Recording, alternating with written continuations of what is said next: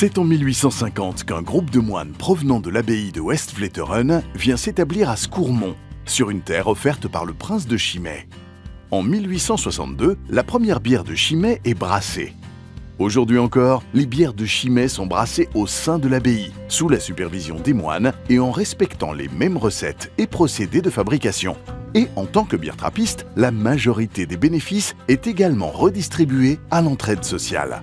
L'ingrédient de base de la bière est l'orge. Une fois moulu, il est mélangé à l'eau pure, puisée directement dans les puits de l'abbaye.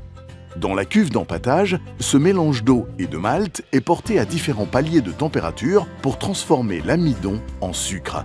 Il faut ensuite filtrer pour séparer la drèche, l'enveloppe du grain et les résidus du liquide.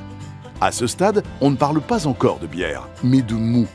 Le mou est porté à ébullition et c'est à ce moment que l'on ajoute le houblon. On élimine ensuite tous les résidus solides et le liquide est envoyé dans les cuves de fermentation et on y ajoute alors la levure. La levure que nous utilisons à l'heure actuelle est toujours la même que celle isolée par le père Théodore il y a plus de 70 ans. La fermentation se déroule pendant près d'une semaine dans les cuves de l'abbaye. Pendant ce temps, la levure transforme le sucre en alcool et en gaz carbonique. Dès lors, nous pouvons parler de bière. Celle-ci est clarifiée pour séparer les levures excédentaires. La maturation peut donc démarrer dans les cuves de garde. Une fois cette étape terminée, la bière part alors en camion-citerne vers le site de mise en bouteille de Belleux. Mais on lui ajoute encore du sucre et de la levure fraîche pour lancer la dernière fermentation qui se déroulera en bouteille. Toutes les vidanges sont lavées et seront à nouveau remplies. Chaque bouteille est également scannée pour détecter le moindre petit défaut et éliminer les bouteilles défectueuses. La bière trappiste de Chimay est alors mise en bouteille. Elle y restera à l'abri pendant 21 jours pour finir sa fermentation jusqu'à la dégustation.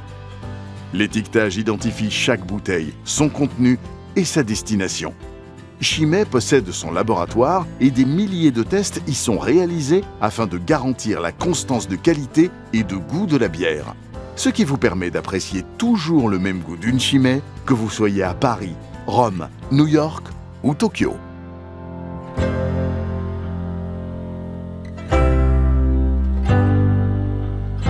Chimay, du goût, du sens, du vrai.